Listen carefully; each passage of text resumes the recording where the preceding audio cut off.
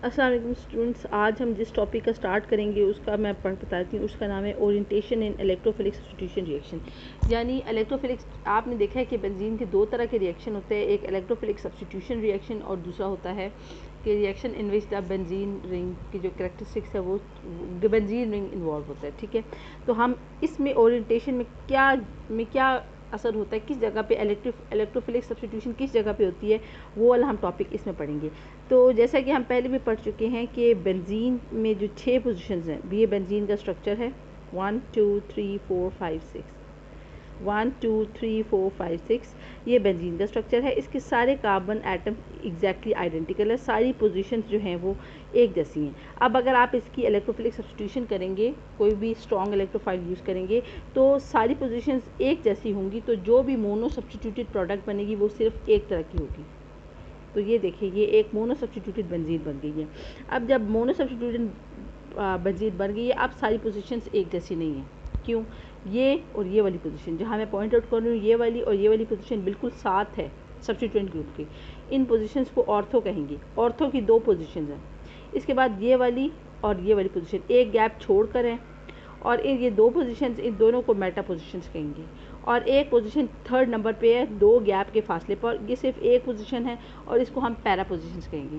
ठीक है, तो अब मोनो सब्स्टिट्यूटेड बेंजीन के अंदर सारी पोजीशंस सारे कार्बन एटम एक जैसे नहीं रहे। बेंजीन में तो सारे कार्बन एटम एक जैसे थे ना, मोनो सब्स्टिट्यूटेड बेंजीन में सारे कार्बन एटम्स एक जैसे नहीं रहे, बल्कि अब तीन तरह की पोजीशंस बन गई हैं। ठीक है, ये ऑर्थो पोजीशंस है, ये मेटा पोजीशन है और ये पैरा पोजीशन। ठीक है, तो तीन तरह की कार्बन की पोजीशंस है मोनो सब्स्टिट्यूटेड बेंजीन में। ठीक है, यही वजह है कि अब हम मोनो सब्स्टिट्यूटेड बेंजीन की दोबारा अगर हम सब्स्टिट्यूशन कराना चाहते हैं किसी और इलेक्ट्रोफाइल की मदद से, समझ आ रही है?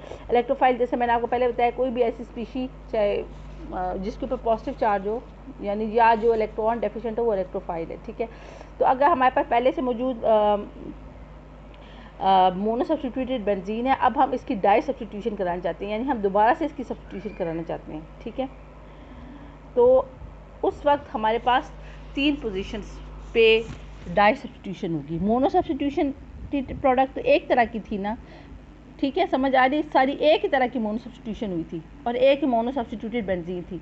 लेकिन जब हम इसकी डाई सब्स्टिट्यूशन करेंगे बाय स्ट्रॉन्ग इलेक्ट्रोफाइल से, तो इस वक्त हम चूँकि हमारे पास तीन पोजीशंस होंगी, वन ऑर्थो, मेटा और पैरा, इसी वजह से हमारे पास जो डाई सब्स्टिट्यूटेड बेंजीन है वो तीन तरह की बनेगी, ऑर्थो, मेटा और पैरा। तो ये आप ये इधर देख लें, इधर ऑर्थो ऑर्थो जो यानी तीन तरह के आइसोमर्स बनेंगे डाई सब्स्टिट्यूटेड बेंजीन के। मोनो सब्स्टिट्यूटेड बेंजीन का एक ही आइसोमर था, एक आइसोमर था, लेकिन डाई सब्स्टिट्यूटेड बेंजीन के तीन तरह के आइसोमर्स हैं। ठीक है, आइसोमर्स आपको पता है स्ट्रक्चरली डिफरेंट होते हैं, लेकिन मॉलिक्यूलर फार्मूला एक है। ऑर्थो में क्या है कि एक सब्स्टिट्यूएंट, पहले से मौजूद सब्स्टिट्यूएंट और जो नया आने वाला सब्स्टिट्यूएंट है उसके दरमियान कोई गैप नहीं है, मतलब दोनों कार्बन एटम एडजस्टेंट है। ऑर्थो पोजीशन में जो पहले से मौजूद सब्स्टिट्यूएंट और नया आने वाला सब्स्टिट्यूएंट दोनों जो है एडजस्टेंट है।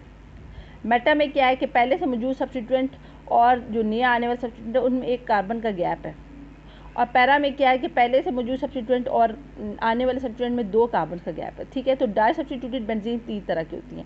अगर हम चार्ज बेसिस पे बात करें कि एक जैसे हमने कहा था ना कि बेंजीन है, इसकी जब हमने सब्स्टिट्यूशन की तो हमारे पास एक ही तरह की मोनो सब्स्टिट्यूटेड बेंजीन है। ये बात समझ आई है?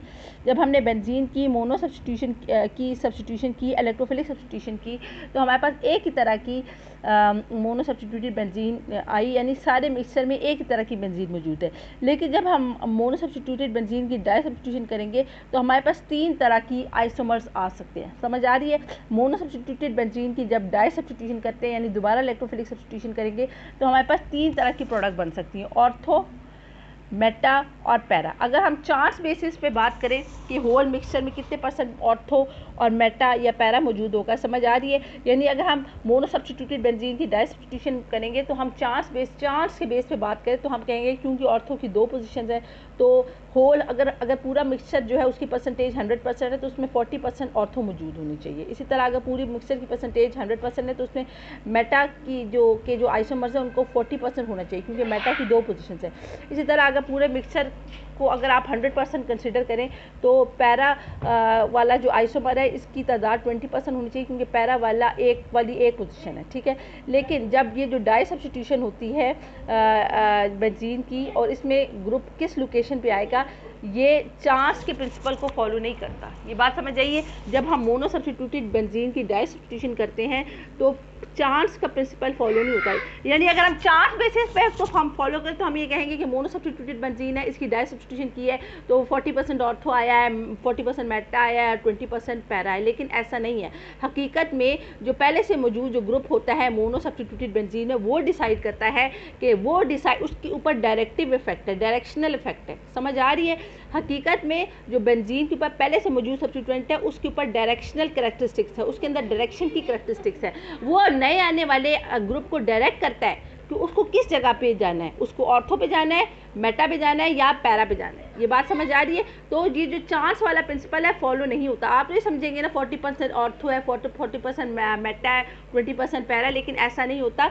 हकीकत ये है कि जो पहले से मौजूद सब्स्टिट्यूएंट है उसके ऊपर डायरेक्शन कैरेक्टरिस्टिक है, वो नए आने वाले सब्स्टिट्यूएंट को बताएगा कि उसको बेंजीन में ऑर्थो पे जाना है, मेटा पे जाना है या पैरा पे जाना है। तो इसको आप इस तरह, यही वाले मैं पैराग्राफ भी पढ़ा के बता देती हूँ। When an electrophilic substitution reaction takes place on the benzene ring, we get only one monosubstituted benzene because all the 6 positions in the ring are equivalent, एक जैसी है। However, the introduction of second group into the ring may give, दे सकता है, may का मतलब दे सकता है 3 isomeric disubstituted benzene, और वो कौन कौन सी? ऑर्थो, मेटा एंड पैरा, ठीक है। वो ये कह रहे हैं on the chance basis 40% ortho, 40% meta and 20% para disubstituted benzenes are expected, but the actual di substitution of benzene does not follow the principle of chance. For example, मिसाल के तौर पे अगर आपके पास नाइट्रो बेंजीन है, ये ज़रा आप ये वाली एग्जांपल देखें। फॉर एग्जांपल, अगर आपके पास नाइट्रो बेंजीन है, ये एक मोनो सब्स्टिट्यूटेड बेंजीन है और इसके ऊपर पहले से मौजूद सब्स्टिट्यूएंट है वो है नाइट्रो ग्रुप, ठीक है। तो जब आप इसकी क्लोरिनेशन करेंगे, अच्छा, chlorination is also an electrophilic substitution reaction in the presence of FeCl3। समझ आ रही है? तो अब आप एक मोनो सब्स्टिट्यूटेड बेंजीन ले रहे हैं। वो कौन सी मोनो सब्स्टिट्यूटेड बेंजीन ले रहे हैं? नाइट्रो बेंजीन, जिसमें पहले से नाइट्रो ग्रुप मौजूद है, ठीक है। जब आप इसकी हैलोजिनेशन करेंगे Cl2 के साथ in the presence of catalyst, तो नया आने वाला कैटलिस्ट जो है ऑर्थो पे नहीं जाएगा, ना ही पैरा पे जाएगा, सिर्फ मेटा पे जाएगा, ठीक है। तो सिर्फ एक प्रोडक्ट बनेगी, that is meta chloro nitrobenzene. समझ आइए? तो ये जो नया Cl ग्रुप है, नए Cl ग्रुप की जो इलेक्ट्रोफिलिक सब्स्टिट्यूशन है, ये सिर्फ और सिर्फ मेटा पोजीशन पे होगा, क्योंकि नाइट्रो ग्रुप ने डायरेक्ट किया है, क्योंकि नाइट्रो ग्रुप ने ये डायरेक्ट की, क्योंकि नाइट्रो ग्रुप के अंदर डायरेक्शन कैरेक्टरिस्टिक है, ये क्लोरीन को डायरेक्ट करता है कि वो सिर्फ वो सिर्फ मेटा पोजीशन पे जाए, और जो रिजल्टेंट प्रोडक्ट है वो कहलाएगी meta chloro nitrobenzene plus HCl, ठीक है। इस ऑन द अदर हैंड अगर हमारे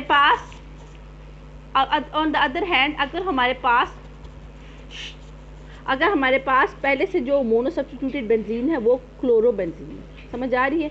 अगर हमारे पास पहले से मौजूद जो मोनो सब्स्टिट्यूटेड बेंजीन है वो क्लोरोबेंजीन मौजूद है, यानी उसके ऊपर क्लोरो ग्रुप मौजूद है।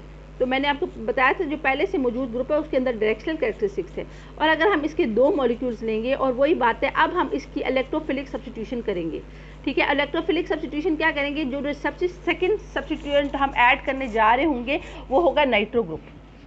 समझ आ रही है? हमने 2 क्लोरो बेंजीन के हमने मॉलिक्यूल्स लिए हैं और अब हम इसकी नाइट्रेशन करने जा रहे हैं।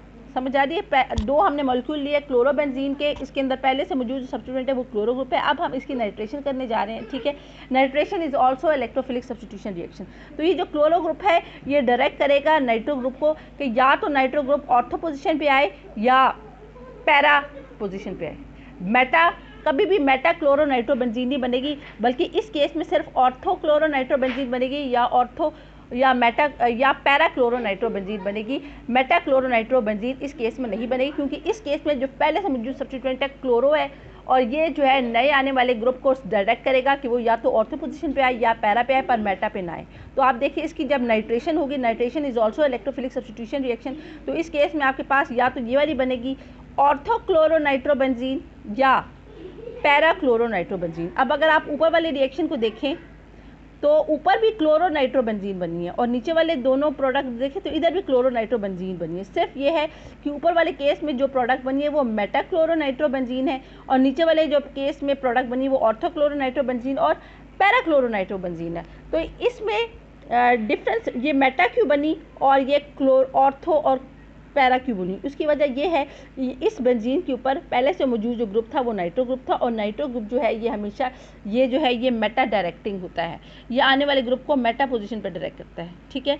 और इसी वजह से आपके पास सिर्फ और सिर्फ मेटा क्लोरोनाइट्रोबेंजीन बनी, लेकिन इसके ऊपर जो ग्रुप था वो क्लोरो था और क्लोरो ग्रुप जो है वो ऑर्थो एंड पैरा डायरेक्टिंग है। तो इसी वजह से इसने नए आने वाले ग्रुप को डायरेक्ट किया कि वो ऑर्थो और पैरा पोजीशन पे जाए, लेकिन मेटा डायरेक्टिंग नहीं है ये, ठीक है।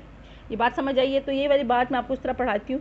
But the actual di substitution of benzene does not follow the principle of chance. For example metachloronitrobenzene is the main product of the following halogenation of reaction. आपने मंदरजा झेल की नाइट्रोबेंजीन की हेलोजनेशन की तो आपके पास मेटाक्लोरोनाइट्रोबेंजीन आया, ठीक है। On the other hand a mixture of orthochloronitrobenzene and parachloronitrobenzene is obtain from the nitration of chlorobenzene. अब अगर आपके पास पहले से क्लोरोनाइट्रोबेंजीन है जो मोनो सब्स्टिट्यूट बेंजीन है तो आपके पास या तो ऑर्थोक्लोरोनाइट्रोबेंजीन हासिल होगा या पैराक्लोरोनाइट्रोबेंजीन आएगा, ठीक है। It means that the group present in the mono substituted benzene has the directive effect, यानी जो पहले से मौजूद होता है मोनो सब्स्टिट्यूटेड बेंजीन में ग्रुप उसके ऊपर डायरेक्टिव इफेक्ट है एंड दस डिटर्मिन द पोजीशन और orientation of the incoming group. इसी वजह से ये जो ग्रुप है पहले से मौजूद ये पोजीशन बताता है और ओरिएंटेशन बताता है नए आने वाले ग्रुप का। Therefore there are two types of groups. जो मोनो सब्स्टिट्यूटेड बेंजीन में जो ग्रुप्स हैं उनकी दो कैटेगरी है, ortho and para directing groups, यानी ऐसे ग्रुप्स जो कि नए दूसरे आने वाले ग्रुप को या तो ऑर्थो पोजीशन पे भेजते हैं या पैरा पोजीशन पे भेजते हैं, और दूसरा है मेटा डायरेक्टिंग ग्रुप, यानी ऐसे ग्रुप्स मोनो सब्स्टिट्यूटेड बेंजीन के जो नए ग्रुप को मेटा पोजीशन पे भेजते हैं, ठीक है।